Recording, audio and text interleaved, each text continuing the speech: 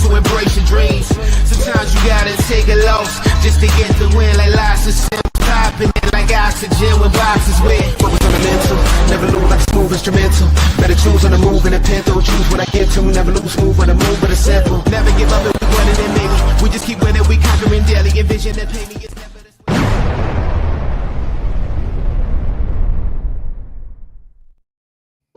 It's Tuesday, which means we are here from our basement, from our deck. I'm Angela Duke, a.k.a. Mr. Mallard, joined as always by Mr. Bud Copeland, who's got a case of the cough tonight, I guess.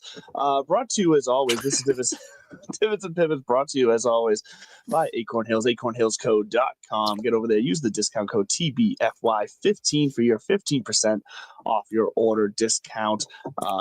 Share out Nate and the crew over there, always providing you the best clothing and accessories to save the world, save the planet one tag at a time. So get on over there to Acorn Hills. Bud, big weekend. We'll get to the golf, but I know you were in heaven this weekend. You want to go straight there? That's fine. Yeah, dude. Let's start. We'll pivot then divot because we know what the news of the week is. European Ryder Cup team. We'll get into that. Sneaky good. I had a whole thing set up in my brain, but I can pause that and put it on the shelf. We'll return to it because it is one of my favorite sneaky good biennial events, the Walker Cup, and it's at Cypress Point this year, which has stories on stories, and so we'll get into that later. But yeah, back to college football. God, where do we want to start? Let's see. Dogs rolled. They rolled Marshall. That's no big deal. That's no big surprise.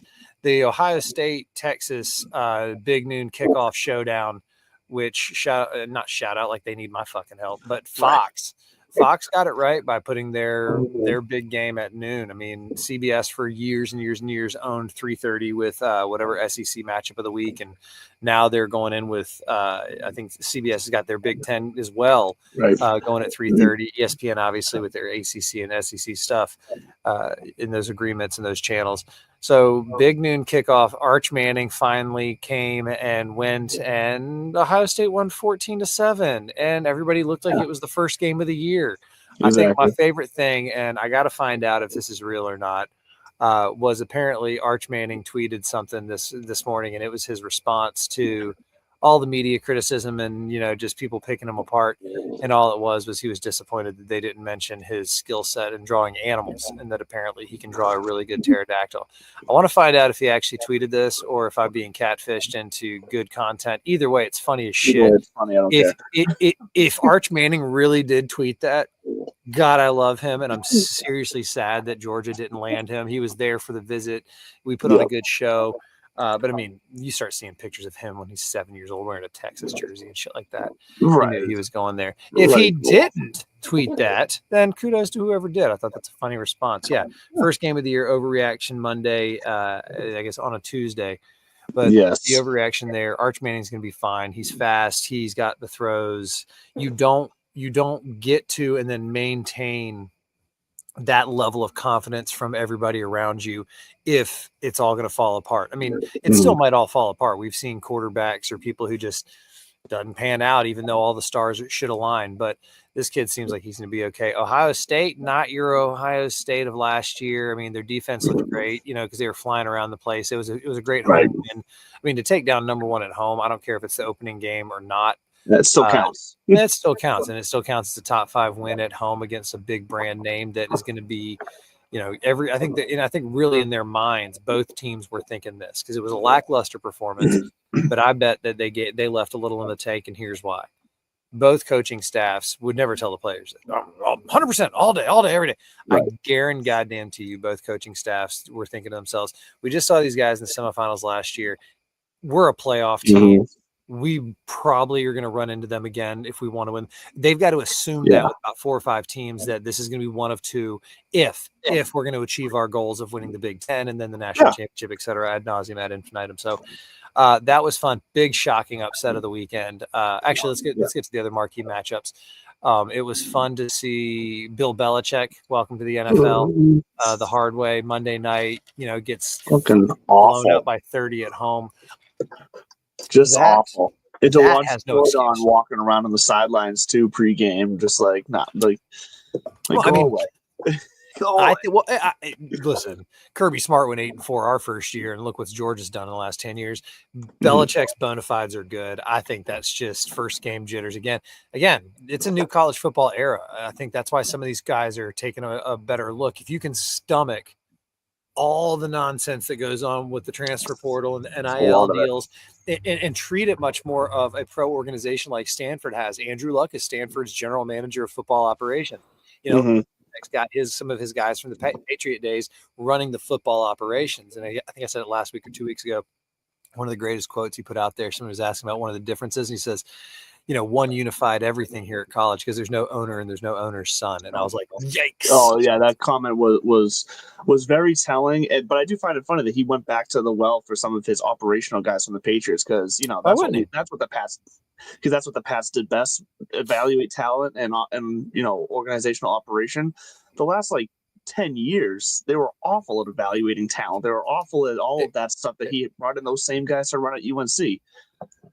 I can't argue against his decisions, though. That's my point. We can talk. Well, we can sit here and try to pick it apart. How many Super Bowl wins does he have? No, and I know people would be like, "Oh, it doesn't translate." And that's my point. Is I think it's going to translate a little bit better because we're no longer freaking out where one loss doesn't kill you anymore. Back in the day, 2 losses was you were done. Shit. 9-3. If you're 9-3, and as long as those 3 losses are not embarrassing or to small schools, if you're 9-3 and you're one of these big top 20 brands, I say brands versus conference because ACC's got Florida State and maybe Syracuse. I would throw in that big brand category. The Big Ten's got a bunch of them, and then SEC's got a bunch of them. So that's all that. If you're in that kind of club, Deion Sanders is our coach. We're Alabama. If you're one of those brands, 9-3, you're considered for the playoff, and away we go. So Belichick's gonna be fine, but I loved seeing that it was a rough start for him because now you can insulate yourself from NFL fans a lot easier than you can NCAA fans. Because when he said there's no owner and there's no owner's son, it goes both ways. You're right to a degree because there's still somebody's paying your pay or signing your paychecks, of course, and you might not have an owner. You now kind of are responsible to a board, so to speak, of that booster club board style situation. Wait till they get pissed off. There's a guy whose logo is all over your gear, and he is not going to accept anything less than excellence and delivery and all that kind of stuff. So, Belichick, great, grand, wonderful, fantastic. Yeah, back to the Fox Big Noon thing though. I also thought it was a huge success. I will be curious to see how it translates because obviously teaming up with Barstool and getting Portnoy in there, it all made sense. But that was very obviously specific. It worked because of Ohio State. He trolled Ohio State, and everybody knew what they were going to be getting with that, and they were looking forward to seeing it. I'll be curious to see how it goes now with the rest of the weeks. How what do they do to kind of make every week splash like that and bring that college atmosphere? Because that's what it was. Dave up the college atmosphere a bit with the trash talking and the trolling. That's what all the college kids want to see out there. That's what all the college fans want to be a part of. They want to go back and forth. Can they replicate it each and every week? You and I are not Barstool's chief demographic anymore. No. We were there at the beginning, right? We kind of remember, depending on where you were and how close you were to Boston, and specifically Dave out there waving his rag around in the morning, hustling. Yeah. We were the foundation, like he says, brick by brick, right? Mm-hmm. But now the foundation's settled and we're good to go. And he's got to keep building. So you've got a whole generation of human beings who grew up as Barstool grew up. And a lot of these kids, they refer to Barstool as if it's been around forever. And we have to be like, what, are you fucking kidding me? Right. So it was one of the smartest things to do for Fox because they are locking in. If you talk about major college campuses, that's the Barstool crowd, period. People kind of assume it's a college brand because it just fits with all things. It started out as a men's gambling, degenerate gambling and fun stories and talking shit. I mean, it again, things that you would talk about sitting on a Barstool, not that they need us plugging them, but back to the Big Noon, I think on a business side of things, it is massive. It's huge. And they're going to, mark my words, in the next 4 or 5 years, there's going to be a divide here soon. Once again, now that Lee Corso has stepped aside, I thought it was really cool what they did on Fox to say, like, hey, I know it's Fox and there's kind of some competition over there, but none of this would have been possible without this guy Lee Corso along the way, like 30 years ago. So we're going to give it over to them. I thought that was a really class act. Nice move. But that's why I thought it was a massive success. It was a massive success this weekend to where they nailed it with that. I think that ESPN has gone all in with millennials and up by signing Pat McAfee, by bringing Nick Saban in, because I think College Game Day, Nick Saban, I honestly think that Kirk Herbstreit's going to be on his way out. I think he's going to have a hard time doing the show without Corso there full time. I think he'll get through the season. He's got a fat contract with Amazon Prime to do Thursday nights, and I think he might just sign a couple of those and move off. Who knows? Or maybe he says to himself, fuck that, I built this thing, I'm never leaving. Well, and we'll see, because he's always been highly analytical in his analysis and his his presentation. So I mean, that still fits the sports model from a fan standpoint for just about every sport right now. So he might survive, but he might have to pivot into exactly how he's doing it. And I think that if he were to step aside, I could see McAfee and Saban kind of filling that Corso Herbstreit dynamic that was developed over the years. It's the next move there. But I could also see Herbstreit going nowhere, and still that McAfee Saban dynamic working off each other, really helping to grow that. So big noon kickoff, wild success. Can't wait for this upcoming weekend. More Joe Shit the Rag Man for teams. I think Georgia's got like Austin P coming up. Yeah. But it's actually kind of a quiet weekend for college football. It's strategic too, because we've got the NFL kicking off this week. And so the NFL let's see what else Friday from the night college for this game first week too. So they got Thursday night and Friday night for the first two games as well. So it's tough to go in there and compete with that. Oh, you know what? BC actually has Michigan State Saturday night at 7:30. Oh, They're playing at Michigan State too.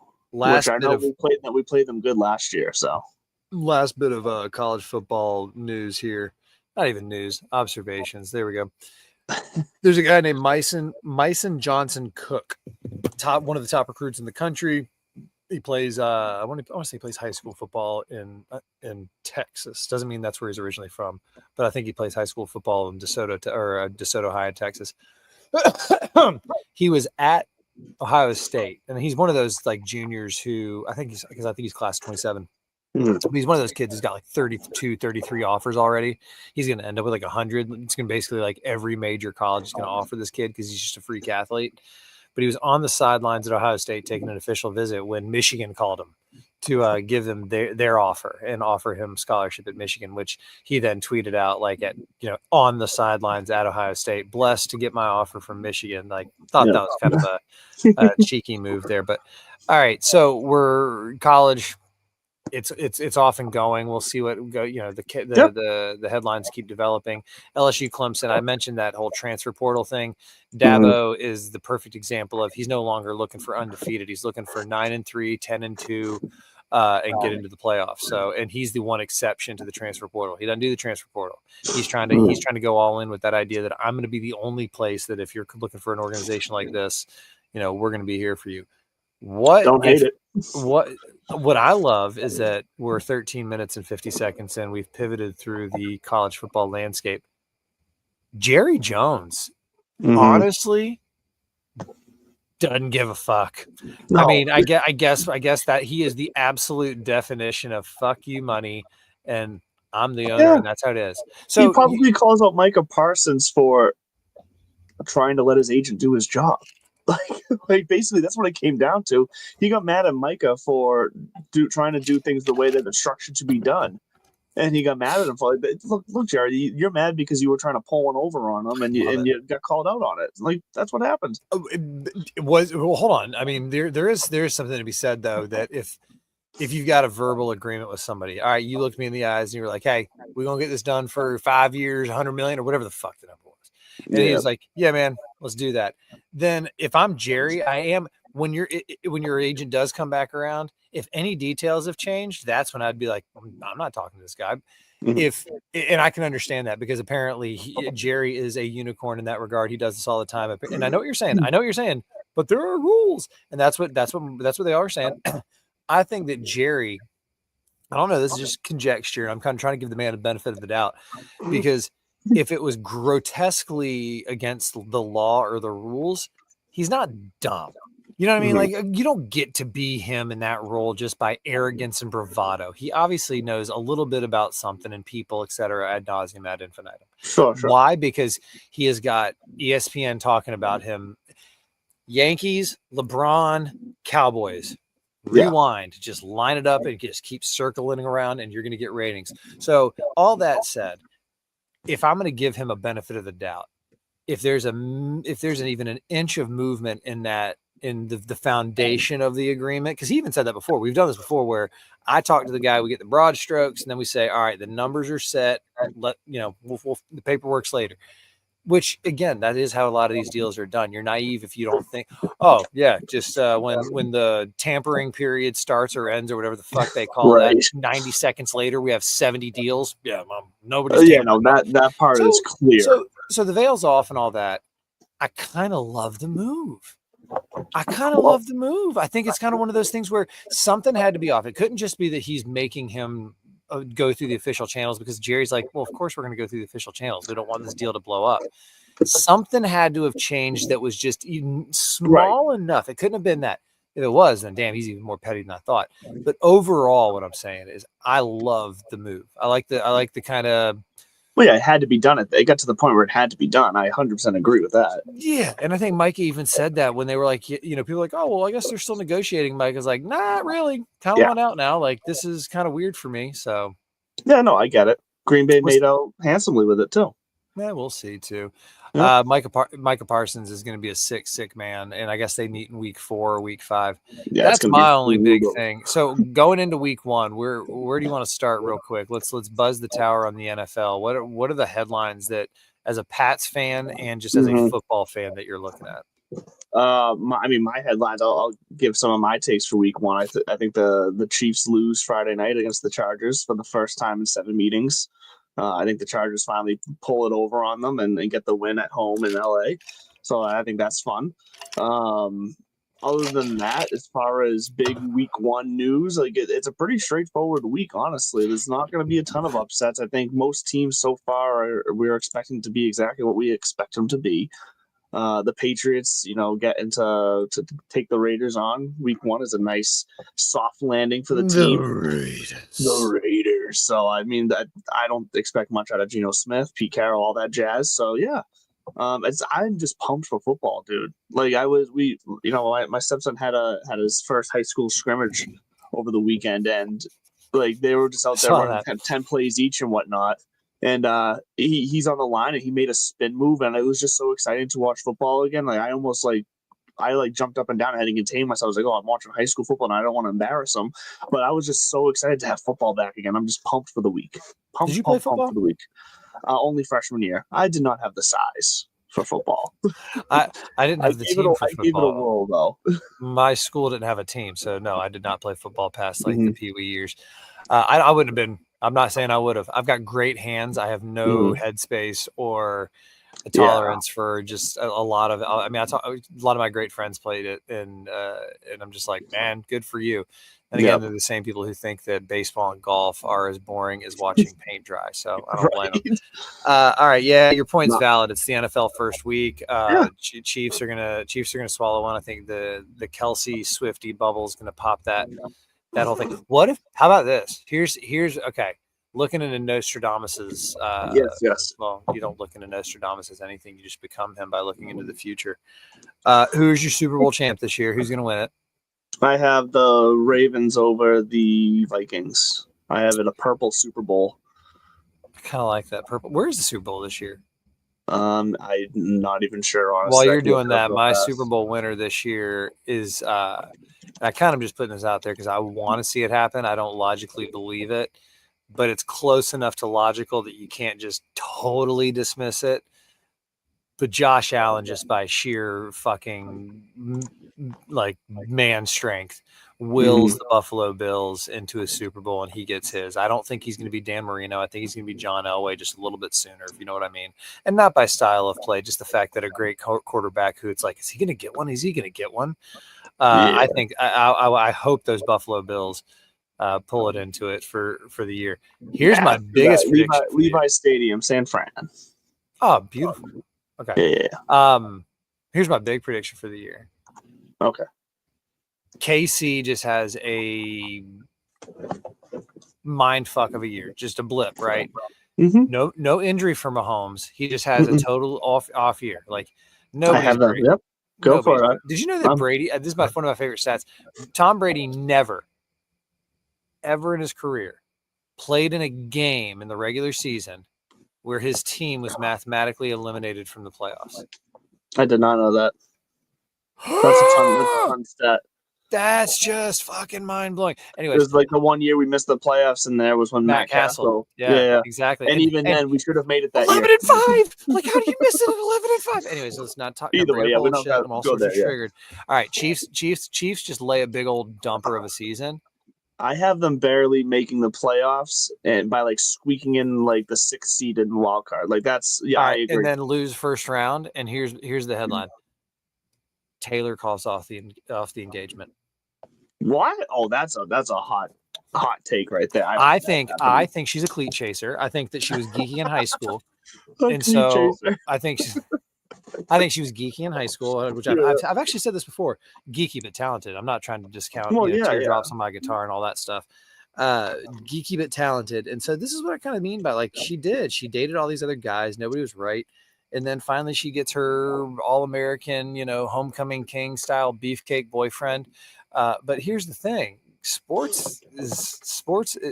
She's an artist at heart. Yes. And so she's riding this wave, Super Bowl champion. And, I know they didn't win it last year, but babe, that's all right. We made it deep. All that kind of great. What happens when it's like 8 and 9? He doesn't make he's not even like third team all pro this year. Maybe he's just like a cleat chaser. Yeah, I know. So I think that was just it. She always wanted to be one, never had the time to do it. And this is going to be the first of many. I'm going to put it out there right now. It's either going to be the next great sports family, kind of like the McCaffreys, Christian McCaffrey, Ed McCaffrey. That you look at that family, talk about some fucking pedigree. Don't forget about Luke McCaffrey, wide receiver for the Commanders. Right, great genes in that family. Don't cancel me. Sydney, call me. I'm just kidding. I'm married. But I think that's going to be it. She's either going to lay down. They're going to have the next great generation of babies, or she's the white Kim Kardashian. I don't think any of it's going to matter because I think Travis Kelce just retires after the season anyways. I think this is going to be one big after catching season. Like 70, 80 balls for 900 and maybe 12 touchdowns and another. It's probably going to happen. I'm just saying, like, if I could write the story for Funskis. Right. Yes, you could. There you go. I just think they're going to do the whole like, oh, I'm going to wait till after football. I'm retired to, start a family and do all that jazz. So I think he's retired after this year. I think it's one big farewell season for him without it coming out publicly that's what it is. I think we all just know. And I want to circle back. That was not a disparaging remark. It was an observation. I've dated many a cleat chaser myself, having fallen for the type. And I just think that she looks like a cleat chaser. I think she digs athletes, and there's no disrespect in that. There we go. Write it up for the Onion. There you go. Good idea. I actually probably should. The only promising career I would have. All right, NFL, NCAA, any other your boys on the gridiron. Junior, the intern starts kindergarten this week. So Cooper Rose. We just had that today as well. We first day of school? Yep. Well, for the other half, yes. My two started last week, but Drew, the youngest one today, first day of kindergarten for her. So, how was it? She loved it.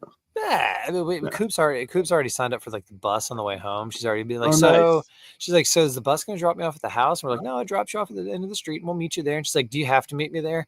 Like, yo, you already embarrassed? Well, that's kind of what I said to Allie. I was like, careful what you wish for, young lady, because I have no shame. Like, everybody. Right. I kind of have this weird mentality that like, I got the roommate and the intern. Outside of that, and I got my sisters and I got my friends, but I mean, they got their lives and their families. Like, I got no shame. I got nothing left. I'm going to embarrass the dog shit out of you. You've got your people. There's and the people you have, you're not going to lose them. At least, so not because of embarrassment. I'm thinking. I mean, because I'm thinking about recreating good '80s movie scenes to pick her up as it's older. When she's little, I'm gonna have fun with it. Like, I'll dress up like, like I don't know, like the ice cream, like an ice cream guy, like meet her, I'll bring her flowers, I'll do that kind of stuff. Looking forward to that. But when she gets a little bit older, if the good Lord can give me a few more spins around the sun, I'm going to definitely be, John Cusack with the boombox, from Say Anything. I might just go through the whole John Hughes catalog until her friends have to start Googling it and be like, what the fuck is this? But yeah, no, man, parenting's great. Shout out to all the parents in the back to school season right now. The grind is real, but the relief I hear is also, we've had 12, I think, consecutive days of like no daycare. We were with our in-laws at the lake house, which that was awesome. We were up in Calais, Maine, which is it's on the border. I mean, like we were to the point where like I'm just you wake up every morning with a message from Verizon that just warns you that you're on the Canadian towers now. So don't say anything that the Commonwealths are spying on you. They're fucking weirdos, dude.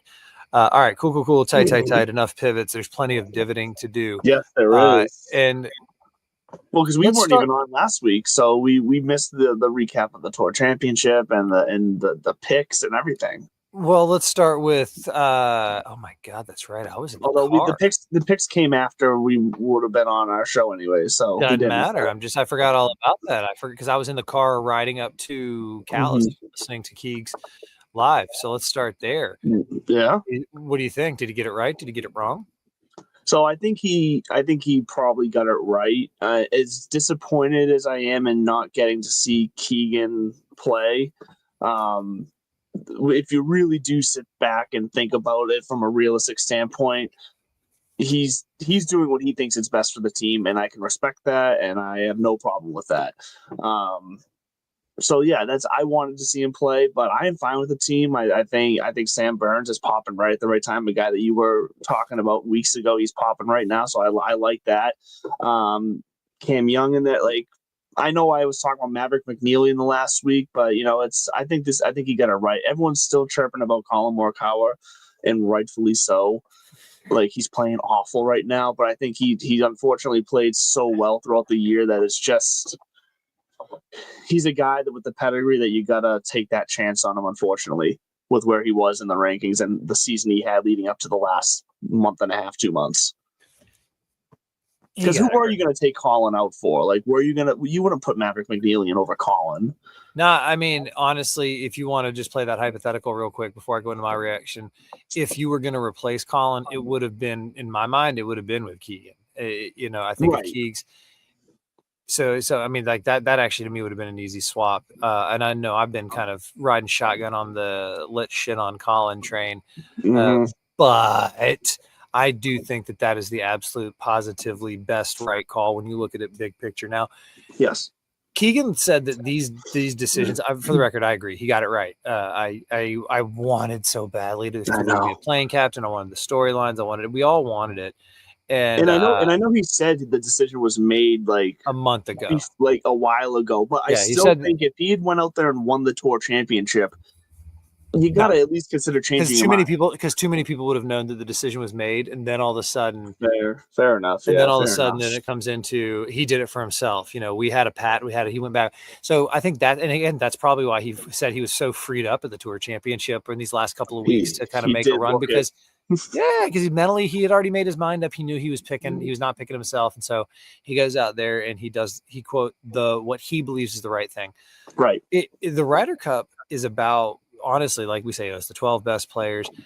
I like that they've shrank it to 6 automatic qualifiers and not 10.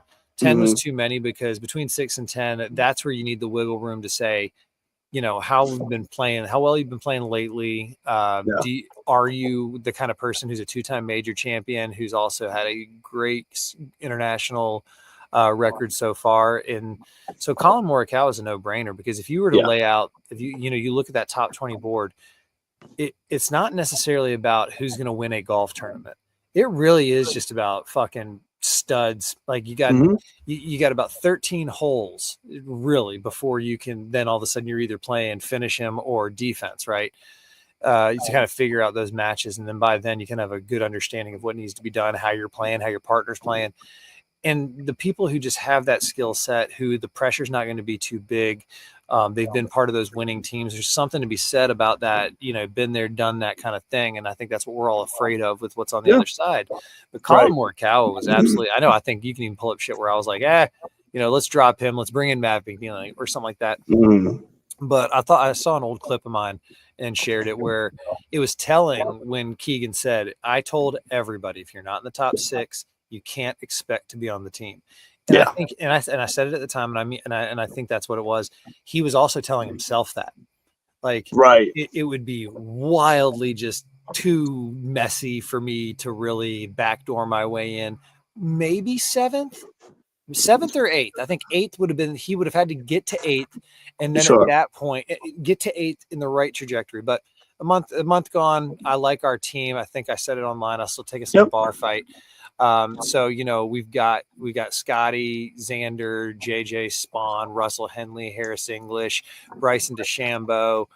Then of course you don't leave JT at home in the Ryder Cup. Colin Morikawa, Sammy Burns, Cam Young. Who else we got going? Benny Blades, Benny Shades, Benny Griffin getting in there. I know. And he looks so ready for it. And plus, come on, how can you bet against the Aviators for Team USA in a tournament like this? It's good shit. It's just going to be a great look. He's gonna become a country hero in golf for this. I guarantee out of this.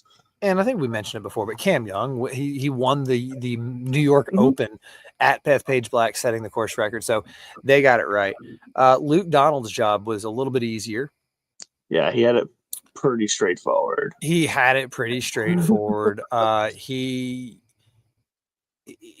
swapped out the Højgaard brothers. And I kind of got to know if there was any inside baseball, any why don't you take my turn this time, kind of wink, wink, nod, nod. Or if one guy's playing genuinely better than the other. I don't really Rasmus paid too close. What's the difference in the points? Well, Rasmus qualified. He automatically qualified. He finished 5th in the rankings. That answers my question. That shows you how close I've been paying attention to the European team. Yeah, because Rasmus had 1,283 points, and this this is updated as of today. So yeah, he had 1,283. It's baked into the cake over there. We know who the team is. Nikolai only has 681, so Rasmus had double Nikolai's points. I still think they're going to come over and run into a buzzsaw. I think that they're going to be. I do think that we're going to not clean their clock, but I think it's going to be a lot closer than what we saw out in Rome. The home soil is going to make a difference. The fans are going to make a difference. This is those little things that can swing. Also, I'm not going to discount. Is John Rahm really going to be as sharp as he normally would be? Maybe he will. Maybe because this is his environment where it's almost like he's just back at the club playing money matches. And I think those games he's a killer. I think he'll slide right back into form in this format here. And look, here's what does worry me about the European team is they still have that bite, that attitude, that swag, they're still going to carry that. So if they do all the pre-tournament stuff right, I bet you they come in quite comfortable and quite confident, and it's going to be hard to rattle that team. I think that's why I think what we're gonna get here is finally, for the first time in a while, a Sunday that really feels like we're watching down to the last singles match. God, I hope so. I mean, we tried to make it interesting a couple of years ago. We came about 3 holes away from actually making it interesting.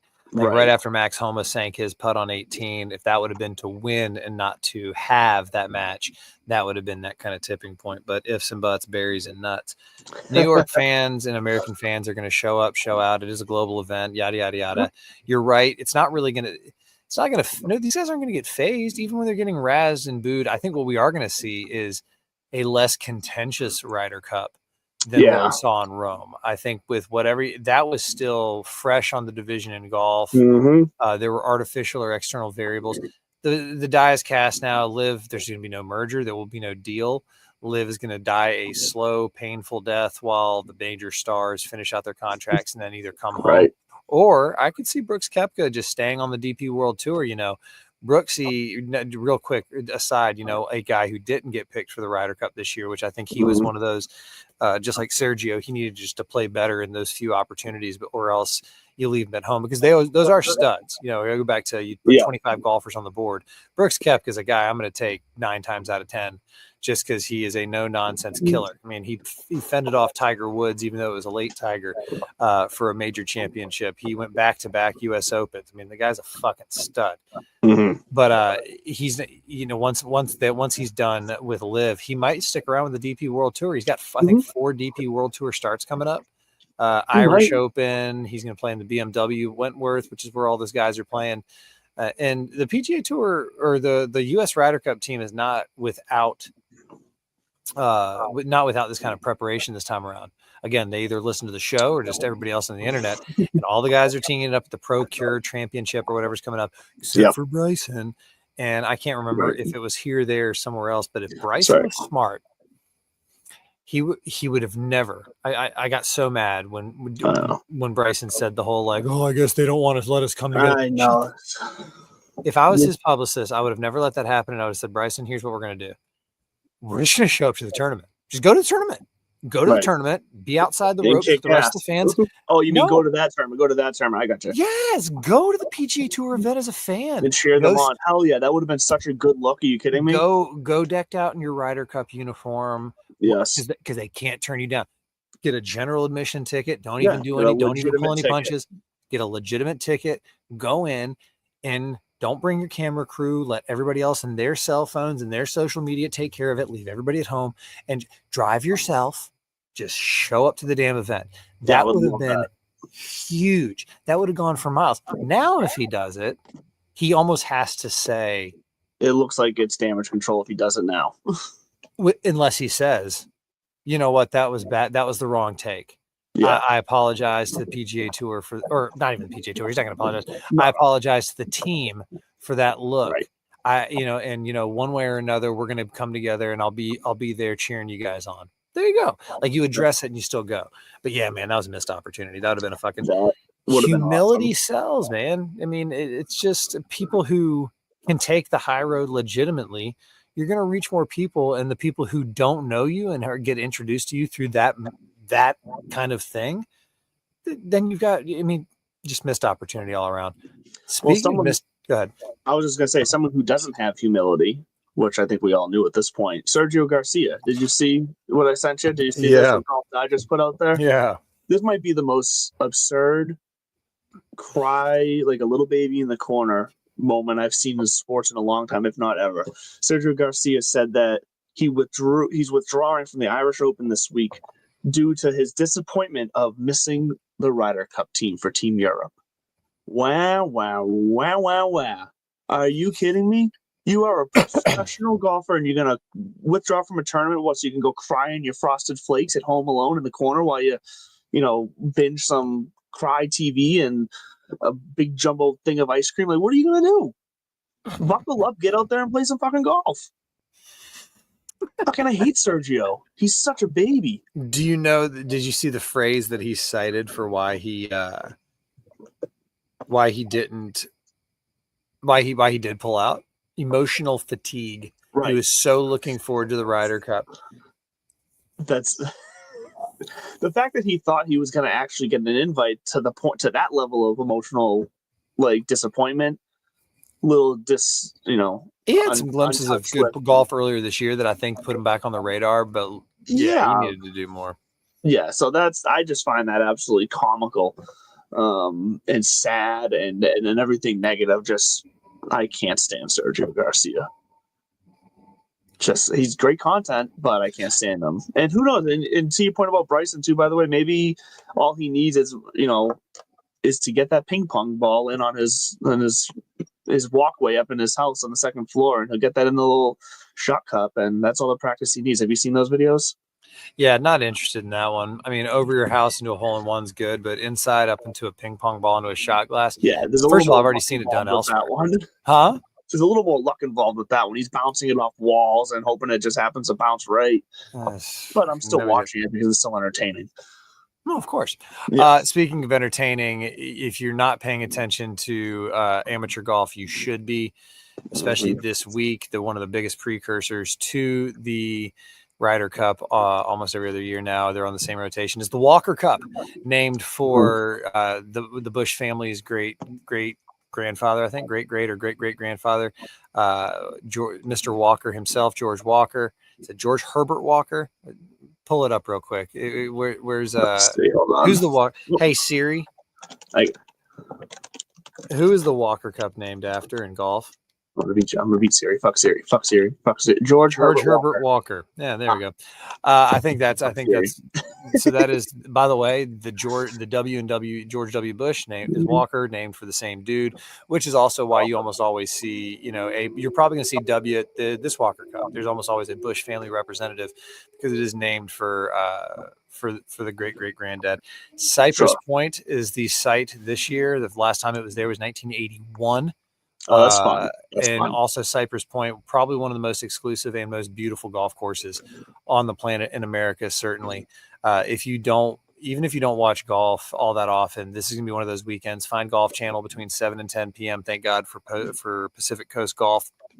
Walker Cup is going to be on. The Walker Cup is a biennial. That means every other year for you kids keeping score at home and taking the SATs. Biennial competition of 10, not necessarily the best 10, but 10, the best 10, or the kind of with the Ryder Cup, the best 10 or best 12, 10 amateur golfers from the United States facing off against Great Britain and Ireland, or GBI. You'll hear USA versus GBI. Okay, GBI. GBI. We won the last one at St. Andrews a couple years ago. Gordon Sargent was on that team. My boy Stu Hagstead, he's on this team again this year. Somebody not on the team, we'll go back to the Walker Cup. Somebody not on the team, Miles Russell, 16-year-old lefty. We love this kid. We've been watching for a couple years. He played on some Corn Ferry Tour events, made the cut, etc. Ad nauseum, ad infinitum. Yeah. He was expected. He made it a run deep into the U.S. Amateur as well, and then that run was kind of expected to maybe put him on the team. I think, and he's not. He's not on the team. He didn't get the call. I think he'll be fine. I think he's got at least one more Walker Cup in him before he goes pro. And if you look at the history, not a lot of big names. Not everybody goes through it. I mean, it's a limited few. You're talking about 10 every 2 years in amateurs. So the windows are short. Did you not get his permission slip signed in time? But he did just win his second junior players, which TPC Sawgrass Stadium course, full tournament setup. It's no joke. And he's the first junior to win that tournament twice. So Miles Russell, and I hear he's verbally committed to Florida State for golf, following in some great names there. Brooks Koepka, Luke Clanton, most recently. So back to the Walker Cup though. The Walker Cup is one of my favorite. Again, it's up there with the Ryder Cup, but this one, amateurs, kind of our best versus just GBI. There's a little more tradition there, and the Cypress Point host is really kind of going to be the star this time around. When it was at St. Andrews a couple of years ago, there was a lot of focus on the field because there was a lot of big names in there. This time around, I think it's just because we don't get to see Cypress Point as much, if ever, and it's got one of the most picturesque golf holes in the entire sport, the 16th 200-yard carry over water, rocks, and everything. It's phenomenal. And it's actually, I think I've talked about it on the show before. There's a name that you're not going to hear, or you might, who knows? Her story has just been coming back to light recently in the last few years, or 10 years or so. Her name's Marion Hollins. And Marion Hollins is the reason that Alistair McKenzie got the job to do Cypress Point. And then Marion Hollins was his eyes and ears on site building Augusta National, to the point where you've told the story before. This chick Marion Hollins is like, so shout out to Marion Hollins. If you haven't looked this up, it's one of the great untold stories of golf. This woman was a polo player. She was a great amateur golfer. She was one of the first female course designers and architects, and she's got her fingerprints on Cypress Point and Pasatiempo and Augusta National. And I think if you're going to have your hands in a couple of golf courses, those aren't bad ones. So the Walker Cup back to Cypress Point brings you to Marion Hollins. Miles misses the boat, but he'll be back around. And it all goes down Saturday, Sunday. The format's simple. They play foursomes in the morning, which is alternate shot, singles in the afternoon. Back to you in the studio. Can you hear that dog barking? So I thought it was our dog at first, but it's on your side. Okay. Nah, there's this time of night, especially because we got conservation land all back there. So there's animals and critters all the damn time. So there's like 3 labs that live over there, 2 that live right there. My bougie ass city dog's inside. So See, and our dog never barks, so that's why I was like, wait a minute, what's going on? But That's funny as shit. and speaking of, you mentioned the junior players. Charlie Woods goes out there and gets another hole. Hey, Another minor story. It didn't mean he won or anything, but he gets the second hole in one in the last 9 months this year. So good for Charlie Woods. Still gonna. It just shows that he's gonna be potentially just as entertaining as his father was in the game of golf. Maybe not as dominant, but I think he'll be just as entertaining because of his name, honestly. But I think he's gonna still be able to deliver moments to where he's worth the entertainment. So another hole in one by a golfer's son. It was a Cameron Kuchar, Matt Kuchar's son. Got a hole in one on the same hole, hole 3, but his was on the first day, not the final day. So. Oh, okay. Well, still, I have. You about to get attacked? It's do what? Are you about to get attacked? Fuck, I don't know. The squirrels and the birds were having a war earlier. No, the third hole at Sawgrass is an inviting par 3 with certain pin placements. I mean, it's a mid iron. It's for some guys, for a lot of guys, it's a short iron, especially as long as they hit it nowadays. So if there's no wind, it's incredibly gettable. It's kind of like 17. If there's no wind and that pin's up front, throw it in that backstop and just kind of trickle it back down if you want to. Yeah, that's if nice. You know how to do that kind of shit. I don't. No, I don't at all. I don't know. I guess my son went out and played yesterday, though, with the other household. So I'm glad to see him getting out there any chance he gets, because that means he's still loving it. So I'm excited for him. More golf news. I played in an annual kind of memorial golf outing last weekend. I got invited. There was 20 of us, 5 foursomes. And it was basically 2-man. There's 4 guys in the group. You take the 2 best balls. So 2 best balls every hole. We took my score every hole. I think I shot 78. First time I'd seen this course, and then we won by 1, and it's for my brother-in-law's deceased uncle, and so we won a memorial golf tournament. Got another golf tournament coming up in a couple of weeks, and then we're going to hang it up for the off season. Nice. What's next? What's next is, you know what? We went way too fast through all of our shit tonight. She told me it was a good size. I'm trying to see if Marion Hollins. Marion Hollins, a good story. All right. Yeah, well, listen. Bringing her up I remember you telling her story during the Masters, and it was, incredibly fascinating. So I'm glad you brought that up again, because it took me a second to kind of reroute myself and where you were going with that, but I got there, and it just shows that I maybe am learning some stuff from you. Yeah, it was, and here it is. Because I did a write up for Stick and Hack, which is now a defunct podcast magazine, but they are a successful simulator place. So if you're in the Indianapolis area, specifically Fishers, Indiana, look up Stick and Hack, call up Adam, tell him Bud sent you. Okay. But I wrote this for them. This is just a small excerpt from it. It was in 1924, Marion Hollins, a decorated amateur and heavily involved in the development of Cypress Point and Pasatiempo, played an exhibition match with Bobby Jones at East Lake in Atlanta. Their friendship and golf flourished from there. Alistair McKenzie designed both Cypress and Pasatiempo, and it's rumored that Marion is the reason Jones and Augusta National co-founder Cliff Roberts selected Alistair for their project. Story goes that McKenzie sent Marion to Augusta to be his eyes and ears and report back as the course was being built. When Cliff Roberts questioned Alistair as to whether he should be present to oversee the project, Alistair replied, quote, "I want Marion's views and personal impressions in regard to the way that the work is being carried out." He later added, "I do not know any man who has a sounder ideas." So there you go. There's your Marion Hollins. The reason you should give her love and respect. Hey, I love it. All right. Are we on a flight that kind of like they catch the jet stream? We're like, well, folks. Yeah, I think so. We ran through it fast. We got I guess you might see us a little more this offseason. We're trying to work it out. But if you're interested in hearing us talk about other things other than golf as the offseason comes, let us know in the chat or in the comments or whatever, and maybe we'll find some time to figure out some stuff for you guys. We'll definitely break down week 1 of the NFL next week. We'll see what's going on with week 2 in college football.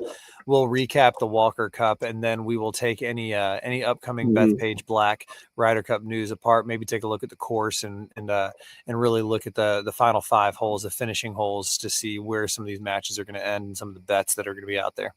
Well, and then I'll be disappearing for a weekend there before the Ryder Cup. Why is that, Andy? Because next I weekend, called you Andy. You did just call me Andy, and I don't like it at all. I don't like it at all. That was very offensive and rude of you. It was like sneaking a pinky in there and being like, no, Yeah, we're not doing that. Okay. I didn't even notice it at first. I didn't notice it either, but as soon as I said it, I was like, that felt unnatural. Yeah, we're not doing that again. Next weekend, not this coming weekend, but next weekend is wedding day, so that'll be happening. And then immediately after that week, we'll all be in the Dominican Republic, detached and disconnected from the world. No tech, and I can't wait. All right, Except brother. they do have TVs there, and I will be watching Thursday Night Football while I'm there because you have to.